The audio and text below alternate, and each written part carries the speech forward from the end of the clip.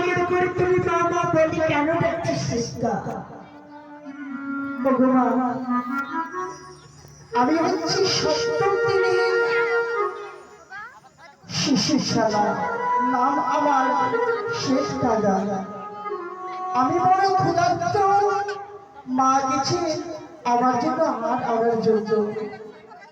তাই আমি বড় ক্ষুধার্ত, তোমাকে দেখতে পেয়ে মা আমার বড় इच्छित तुम हमारे हाय फ्रेंड दोस्तों, सावित्री यादव यूट्यूब चैनल स्वागत है। आप लोग देख सकते हो, आप लोग कम खिला আমার কাছে যে এমন কোনো খাবার নেই আমি তোমাকে কি খেতে দেব শেষা?